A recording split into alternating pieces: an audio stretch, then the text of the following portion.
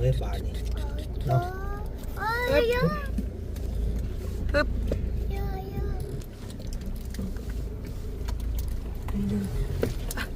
ตุ๊เนาะหาพ่อเพิ่นก็หาครอบครัวน้องอีน้องอาอยู่หลังปราสาทพี่น้องเอ้ยเนาะทางสุดโหดเลยทางกระไดพ่อเพิ่นไหวบ่เนาะนี่เนาะพี่น้องเนาะ แล้วปุ๊บรถเราใหม่ใช่ไหมพี่น้องเอ้ยปุ๊บปุ๊บ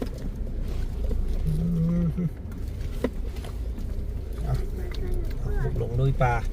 พอเพิ่นอยากมาหาว่าสันพี่น้องเลยกะคนใดอันว่าซื้อนี่ใดแน่บอกกันนะพ่อเพิ่นอยู่เนาะอันนี้ซื้อเหือยผู้นี้เด้ซื้อน้อยจักปีแล้วเจ้าผู้นั้นซื้ออูนี่ซื้อหยังเจ้าบอกเพิ่นเลยลูกจะซื้อหยังลูกจะซื้อหยังบอกเพิ่นลูกปากเท้าอาแล้วก็มีบอก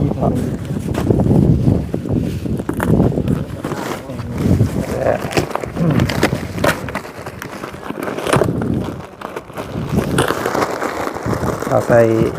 ส่แบบใดพอเอาหาเนาะ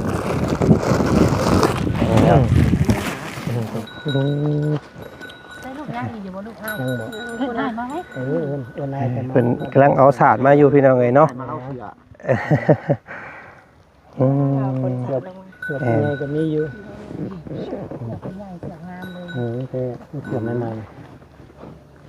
เนาะเพิ่นติดตามเห็นแต่ในคลิปว่าซั่นเนาะมื้อนี้เพื่อพาเพิ่นมาตุนค่าว่าซั่นยังคอยเป็นไปคอยไปเนาะเวลาก็จะเงินให้เจ้าไปซื้อขนมที่น้ำตาลเด้อหนุกมือเอาน้ำเพิ่นนี่เด้อหนุกมือเอาเด้อขอบมุกขอบใจเพิ่นเด้อเสื้อหอกอาหารตัวใดจำเป็นได้ความขายพักกันหนุกมือพอร่ำพอรวยหน้าพอตัวอยู่ดีเด้อพอเด้อ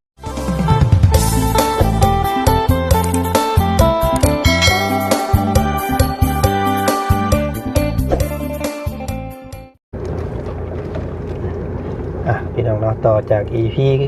ก่อนเนาะEP นี่กับพาพ่อเพิ่นหมุนป้าบาทนี่พี่น้องเอ้ยหมุนป้าลุยโคนเนาะลุยขี้ตมโอ้รถเรากับรถใหม่ช่ำพี่น้องเลยเรามันไหวอยู่บ่เนาะทางหลังพวกพี่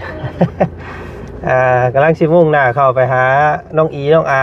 อยู่หลังปราสาทพี่น้องเลยที่ว่าเป็นเขตที่โบเคยเข้าบ้าน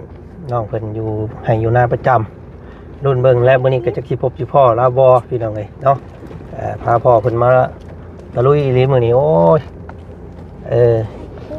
เพิ่นอยากเข้ามาหาน้องอีน้องอาว่าซั่นเนาะแล้วเดี๋ยวติดตามเบิ่งพี่น้องเลยไปเนาะโธ่หมุนดีด้วยขี้ตมมาปึ๊บ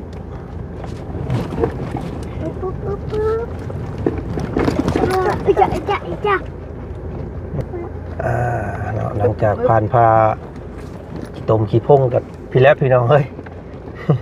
มาฮอดน้องอีน้องอาบาทนี่ทุกทางพวกเราไล่งัวกันนี่สิไล่แบ่ไล่งัวไล่แบ่กินก้าแล้ว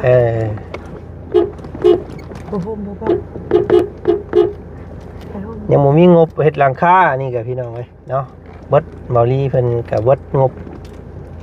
ยังบ่ทันมีเสียวอยู่รุมเฮ็ดไปเบิ่งขี้ตุ้มรถแล้วนี่โอเคเนาะมาพี่น้องเลย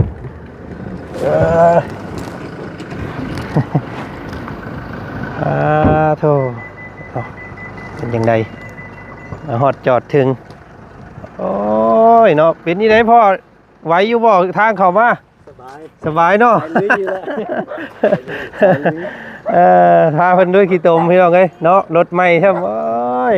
เนาะเป็นยังเมื่อกันล่างจำครอบครัวนี้ได้บ่ครอบครัวน้องอีน้องอา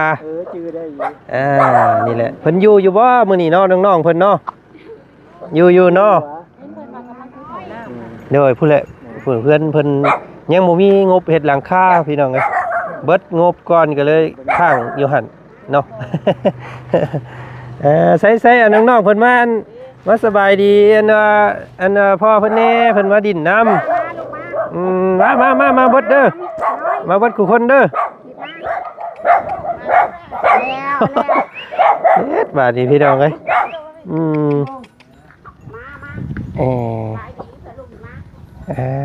ก็อยู่ครบกันเบิดเนาะปล่อยอยู่บ่แม่มาพี่มาพี่มาพี่เนาะ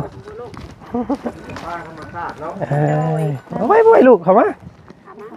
มาระวังหมดเด้อแทงได้ครับกะนี่แต่ถามทางพ่อเพิ่นที่ได้มื้อนี้เนาะอันพ่อเพิ่นสิเอาหยังให้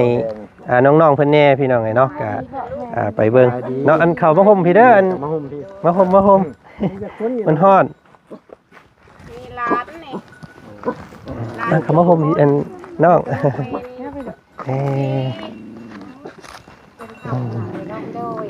เฮือนยังบ่แล้วเพิ่นก็ได้อยู่นี่คือเก่าเป็นกำลังสาวหน้าใหม่5คนแล้วลูกสาวโอ้แปลว่าอยู่น้ำกันบ่อยู่น้ำกันหมดเอ้ยได้อยู่ได้นี่แหละเบิ่งสภาพวงเพิ่นอยู่บ่มีเฮือนเนาะเพิ่นมาอยู่นะประจำเฮือนบ่มีบ่มีดินอยู่บ้านคนใดอันว่าซื้อนี่ใดแน่บอกอันพ่อเพิ่นอยู่เนาะอันนี้ซื้อเหือยผู้นี้เด้อซื้อน้อยจักปีแล้วเจ้าผู้นั้นซื้ออูนี่ซื้อหยังเจ้าบอกเพิ่นเลยลูกจะซื้อหยังลูกจะซื้อหยังบอกเพิ่นลูกปากเท้าอาน้างปลานอนชาบอกเพิ่นน้องอูน้องอาน้องอีพี่น้องไงเนาะ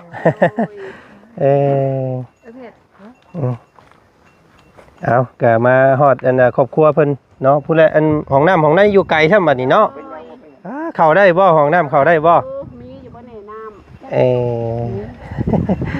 แม่เท่าอูโอ้เพิ่นมาแล้วเนาะเนาะสิอยู่ฝั่งไทยผู้นี้บ่อันแม่เพิ่นน่ะที่ว่าอันไปป้าอันลูกเนาะย้อนโมมีก็เลยทิ่มลูกไว้น้ำมีตู้ก็เลยไปสู่เวียกอยู่ฝั่งไทยพี่น้องนะก็เห็นตัวจริงเนาะได้ยินแต่น้องๆเพิ่นบอกว่าแม่บ่อยู่เนาะไม่เป็น3คนอ้าวเนาะโอเคอันมีหยังแน่มาเลือกเอาเลยอันพ่อเนาะอันพ่อสิให้เพิ่นหยังแน่มีไข่มีข้าวเนาะขนมเป็นเกลือ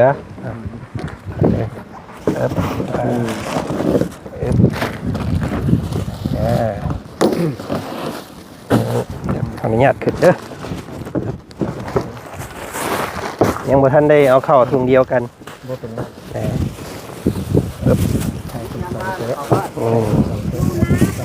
แล้วก็มีบ่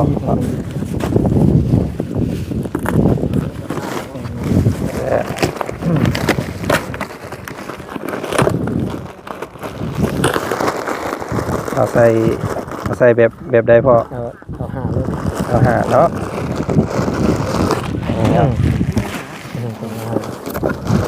อันนั้นขนมบ่แน่น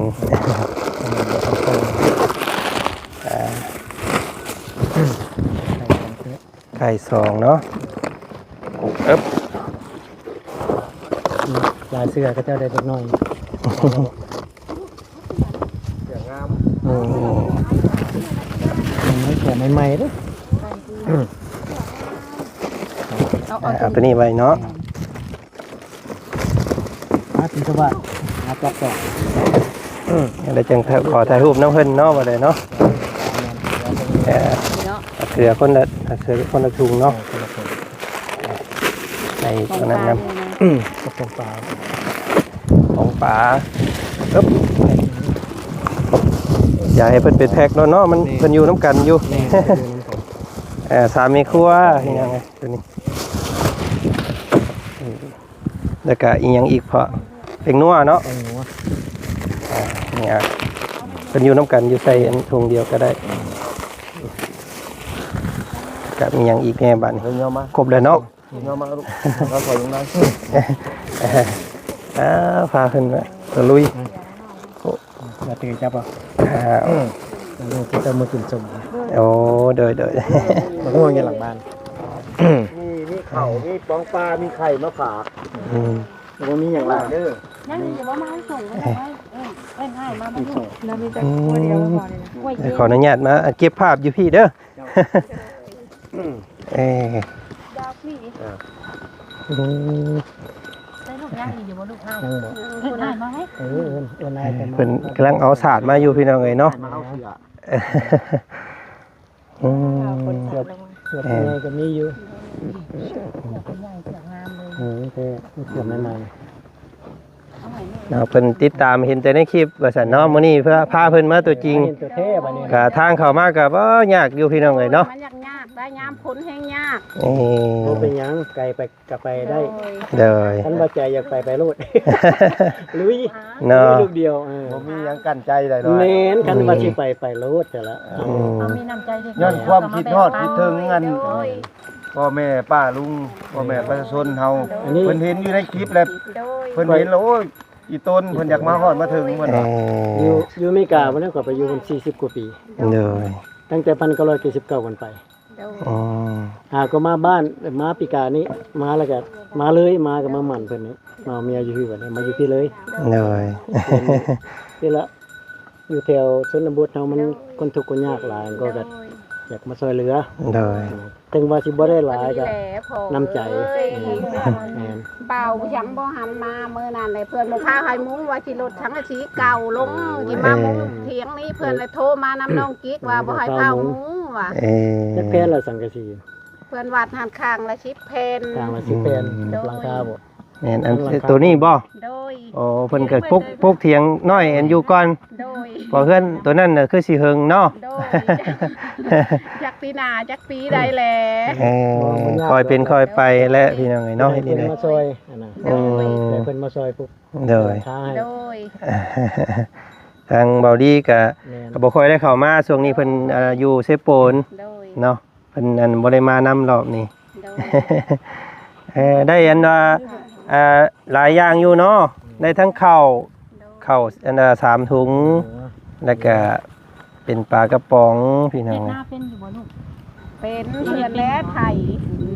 บางทีกับไทยโดยเนาะ อืม โดย เป็นทั่วก็แต่อันนี้แต่ยังน้อยพุ่นละไถนาเติบโต ให้น้องคนสวมเสียให้พ่อมันมัน ใส่เบิ่งอยู่ลูกใส่เสื้อใหม่เบิ่งอยู่ฮะ เสื้อเบิ่งดูเสื้อใหม่ ใส่เสื้อใหม่เบิ่งอยู่ ใส่รถ เ เสื้อใหม่ๆเสื้อกีฬา ตักเกิดในดุ อึบ ไอ้รูปพอดีกันว่าดีงามคุณเนาะ ต้อง กระแจละคือว่าละแต่นี่นานูน พี่มดเล็กกับภูมิมันนะ อืม อยู่แบบนี้ก็ม่วนจิตใจสงบสุข อยู่ แม่นเฮ็ดจิตใจสงบสุขแม่นแล้วก็ได้บุญได้เจ้าก็ โดย เออ ใช่ไหมลูก ใส่อยู่ลูกใส่เบิ่งอยู่ใส่ได้บ่พอดีบ่เบิ่งอยู่ ก็ได้ลูกงาม พอดีกันยุ่งบ่ เพิ่นเอาเสื้อใหม่ คนมัด เพิ่นมักใส่เสื้อใหญ่อยู่เล็กน้อยเพิ่น แต่มันเย็นดีว่าหยังดอกเสื้อกีฬาเนี่ยมันเย็น อืม โอ้ยใหญ่กว่าอีหลีแหละ ใหญ่กว่าคน ใส่ลูก โอ้ยจังได๋ก็ใหญ่แล้วจังได๋ หรือจะหน่อยกันใหญ่ขึ้นเลยคันซื้อน้อยหลาย อ่า ใหญ่ขึ้นมาก็ใส่บ่ได้ ใหญ่บ่ทันเสื้อเลย ใหญ่ ทันอ ดอยู่ ก ดอกค่ะ อีก2ปี3ปีก็ทัน โดย แม่นแหละเนาะโอ้ได้ยินเสียงข้อง่วงเลยง่วงนอนเลยเนาะกล่อมนอนช่างก้องก้อง เอ้าอันอยู่นี่ก็มีคนนอนบ่นี่ โดยพ่อกับแม่ กับตัวน้อยฮะ นอนอยู่นี่ โดยพ้นลมเมื่อนั้นลูกเขยลูกสาวป่องเต็มอยู่นี่แล้ว ลมเช้าแหล่เพื่อนย้อนหลังนั้น นะทรมาน เล่าเข่าเพิ่นอันนี้เนาะ ตะกี้เป็นลาเขา เล่าเข่ามานอนอยู่เผาเล่าเข่า แล้วจังได๋เฮือนใหม่แล้วกับคนมาก็สบายแหละเขาอยู่เฮือน กำลังระดมกันอยู่พี่น้องไอ้เนาะผู้ละเล็กผู้ละน้อยอันอยู่เพื่อนอันนี้เพิ่น นี่ก็ แต่ สิ ว่า ซอย ยังบ่มีหลังคา โดย เนาะ ก็เที่ยวงบไปเพิ่นลายเพิ่นมาซอย โดย ยังขาดหลังคาว่าซั่น โดย ยัง ดอก คอยเป็นไปยังคอยไป เอานี่ล่ะก็จะเอาเงินให้เจ้าไปซื้อขนมซื้อน้ำตาลน้ำตาลเด้อเอา อ้าวนุบมือเอาน้ำเพิ่นนี่เด้อนุบมือเอาเด้อขอบมุกขอบใจเพิ่นเด้อ เสื้อหอกอาหารตัวใดจำเป็น ความจ็บบ่ได้ความไข่ พักกันนุบมือ พอร่ำพอรวย เออ หน้าพอตัวอยู่ดีเด้อพอเด้อพี่น้องเนาะน้องๆเพิ่นก็บ่ได้มาใกล้น้องเพิ่นแต่เฮิงแต่ว่าจันก็ได้สมเด้อลูกเด้อ ได้บ่หาเฮ็ดบ่เอ้ยบ่มีบ่เฮ็ดมันมีแต่เฮ็ดอันดินมันบาดแหละกับเฮ็ดนางงัวมันอยากขม ยังไงดีใจบ่ล่ะได้ขนมได้ข้าว ดีใจบ่ดีใจบ่ดีใจขอบใจพ่อเพิ่นอยู่บ่เป็นบ่ ที่เพิ่นเห็นเจ้าแต่อยู่ใน YouTube วันนี้เพิ่นมาเห็นตัวจริงเพิ่นก็ปลื้มใจคือกัน สู้เด้อนี่ยก2นิ้วสู้สู้เด้อสู้ๆซั่นเนาะยก2นิ้วสู้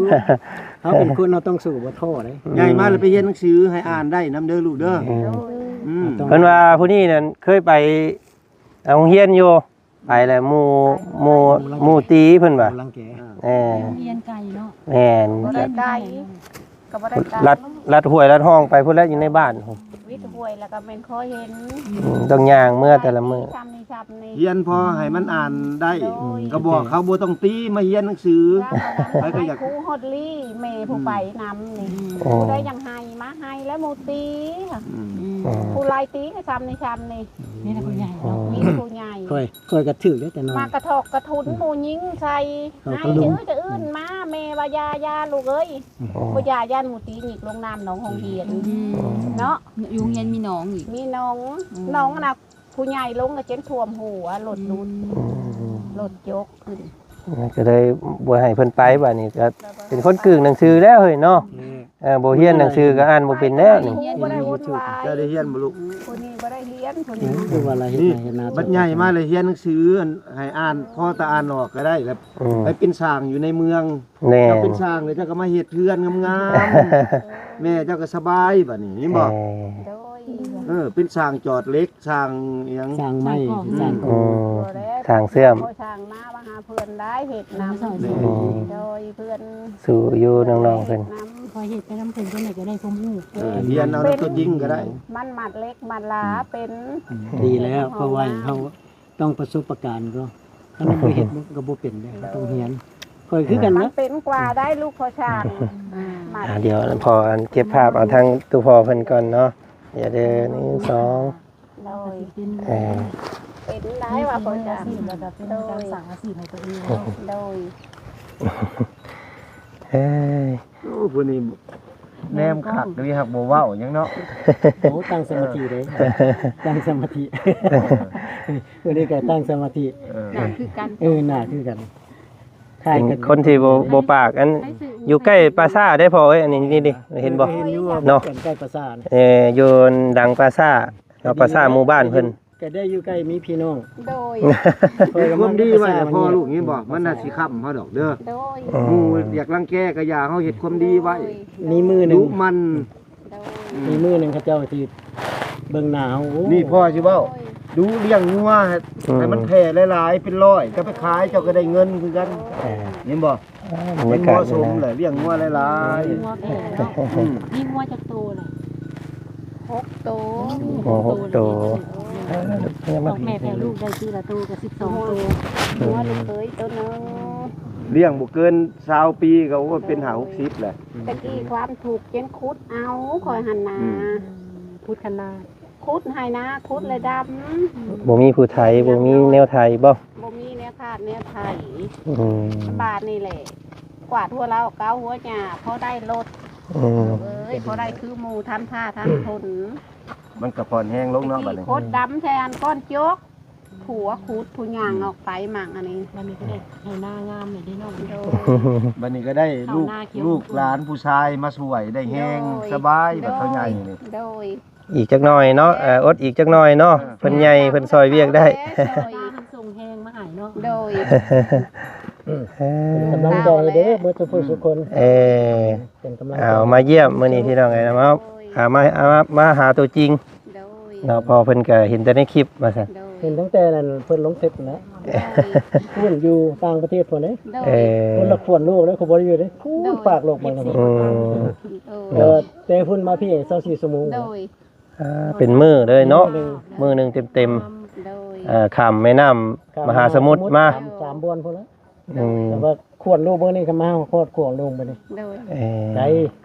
เนาะคนละทวีปกันเลยพี่น้องเอ้ยยังมาพบมาพ้อกันได้เนาะ ย้อนสร้างย้อนเคยสร้างบารมีร่วมกัน แม่นเนาะ เออ แซ่บแล้ว กินเลิศกินเลิศ บ่ค่อยอันนั้นได้มาแต่ละรอบก็แบบซี่ได้เนาะพวกอันน้องๆเพิ่นนี่ ก็ดี แบบว่าถ้าเอาเมื่อพอได้จังพากันกินนะแบบเพิ่นอาย บ่ต้องอายเด้อกินเลิศกินเลิศ เอออายคู่บ่มีความรู้ได้เพิ่นว่าเนาะ เอาขนมนี่กินลูกกินบ่ลูก เอากินกินเด้อกินโดดเออ จักกินเลิศ บ่ย่านเบื่อก็อย่าเนี่ยเห็นบ่แม่เพิ่นพากินอยู่ ไปเขตชนบทพุ่นคือกันเนาะลูกไปเคยไปแรกๆนี่เพิ่นเล่นปุ๊บเลยย่าน ย่านเห็นอยู่เขาเจ้าย่านเพราะว่า ผู้หญิงผู้นั้นแฮง ผู้ ว่า เพิ่นตั้งใจมาช่วยเหลือนี่ เอ เพิ่น อ มีความมีตนเพิ่นจังมาช่วยนะ ช่วยด้วยใจจริงแท้ๆแหละ โดย ได้เฮ้ยเนาะ เคยสร้างบารมีร่วมกันแหละมันก็ได้มาหากัน กันบุญบ่ถึงกันก็บ่ฮอดกัน แซ่บบ่แม่นโถเอ้ย